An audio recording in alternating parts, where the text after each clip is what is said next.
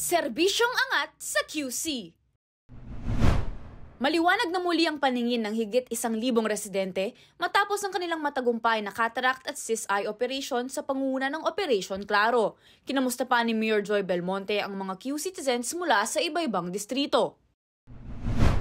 Daan-daang residente naman mula District 5 ang nakatanggap ng libreng medical at dental check-up. Personal din na pinasalamatan ng alkalde ang mga doktor at volunteers na pinangunahan ng Jacksonville Medical Doctors. Mabuhay ang mga bagong kasal! Pinatunayan ng 160 couples mula District 3 na mayroong forever sa kasalang bayan na pinangunahan ni Congressman Franz Pumaren.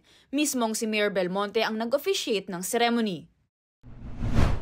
Hinikayat ni Mayor Joy Belmonte na bigyang pansin ang mga proyekto at programang pangkalikasan sa 42nd Founding Anniversary and Induction Ceremonies ng Philippine Institute of Civil Engineers, Quezon City Chapter.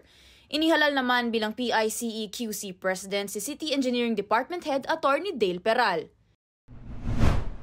Ibinida ni na Business Permits and Licensing Department Head Margie Santos at Assistant City Treasurer Noel Adrias ang mas mabilis at mas convenient na pagbabayad ng business at real property tax gamit ang QCE Services Portal sa routine inspection ng Anti-Red Tape Authority sa Quezon City Business One-Stop Shop.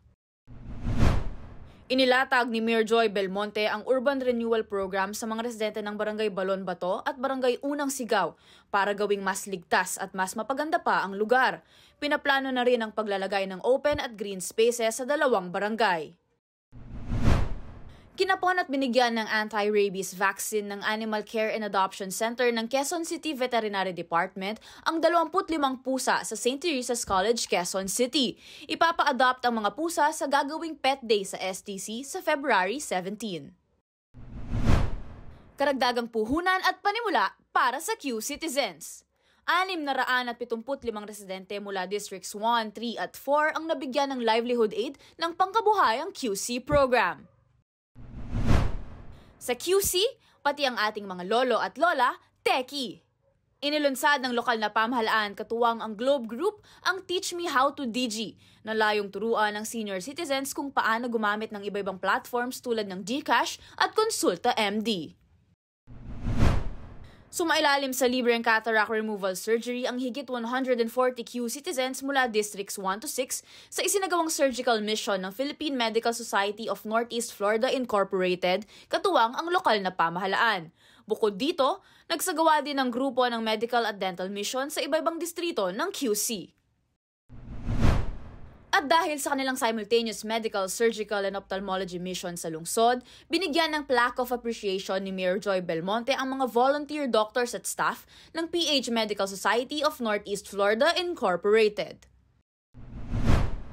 Nakiisa ang pamahalang lungsod at Schools Division Office sa inilunsad na School Mental Health Program at School-Based Feeding Program ng Department of Education na layong isulong ang mental at physical well-being ng mga mag-aaral sa bansa. Nakiisa ang Quezon City sa pag-alaala sa 6 million Jews na nasawi sa Holocaust noong Second World War sa International Holocaust Remembrance Day. Bumisita ang imahe ni San Pedro Bautista sa QC Hall para ipagdiwang ang kapistahan ng parokya. Nagkaroon din ng misa na dinuluhan ng mga kawani ng lungsod. Inilunsad ng Quezon City Department of Engineering ang Project Manual para sa mga proyektong infrastruktura ng lungsod sa kanilang General Assembly. Ginawaran naman ng Safe Man Hours Awards ang 6 na construction company dahil sa kanilang pagbibigay ng prioridad sa kaligtasan ng kanilang manggagawa habang nagtatrabaho. Tinalakay ng mga punong barangay ng lungsod ang Zero Child Labor Manifesto ni Mayor Joy Belmonte para palawakin ang ligtas at maayos na kapaligiran para sa lahat ng mga bata sa mga barangay at iba-ibang lokal na pamahalaan sa buong bansa. Binigyang diin ni Mayor Belmonte ang tungkulin ng mga kabataan na tumulong tuldukan ang child labor sa lungsod sa orientation ng Child Rights and Eradication of Worst Forms of Child Labor ng World Vision. Inumpisahan na ng pamahalang lungsod ang public consultation para sa panukalang street side parking regulation sa mga piling barangay sa QC para gawing maayos at ligtas ang public parking sa lungsod. Nakiisa ang lokal na pamahalaan sa paglulunsad ng lung transplant program sa bansa para sa mga pasyenteng mayroong irreversible lung and respiratory diseases. Pinangunahan ito ni Pangulong Ferdinand Marcos Jr. at pamunuan ng Lung Center of the Philippines at National Kidney Transplant Institute.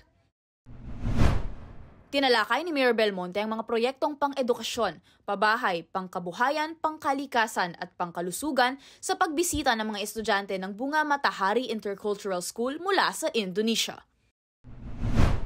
Pirmado na ng lokal na pamahalaan at Department of Trade and Industry ang Memorandum of Agreement na layong mas mapabilis ang pagproseso ng mga permit at iba pang dokumento ng mga micro, small and medium enterprises. Ibinahagi ng lokal na pamahalaan ang iba-ibang inisyatiba sa pagsusulong ng good governance at paglago ng mga negosyo sa lungsod sa mga opisyal ng American Chamber of Commerce of the Philippines. Na-turnover na ng lokal na pamahalaan ang iba-ibang learning materials sa Schools Division Office para sa mga pampublikong paaralan sa lungsod.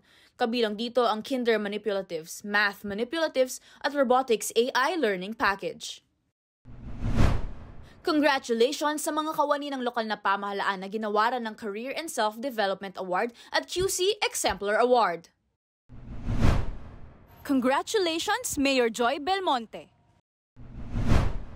Kinilala bilang most outstanding business-friendly mayor si Mayor Joy Belmonte ng Philippine Chamber of Commerce and Industry, Quezon City. Nabigyan din ng award bilang business enabler sina Local Economic Investment Promotions Office Head Jay Gatmaytan, Business Permits and Licensing Department Head Margie Santos, at QC Police District Director PB Gen. Rodrigo Maranan.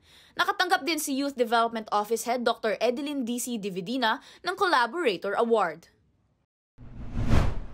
Pinarangalan bilang Outstanding Public Servant si Mayor Joy para sa taong 2023 ng RP Mission and Development Foundation Incorporated. Ang RPDM ay organisasyon na kumikilala sa mga public servant na nagpamalas ng galing sa paglilingkod at serbisyo sa taong bayan.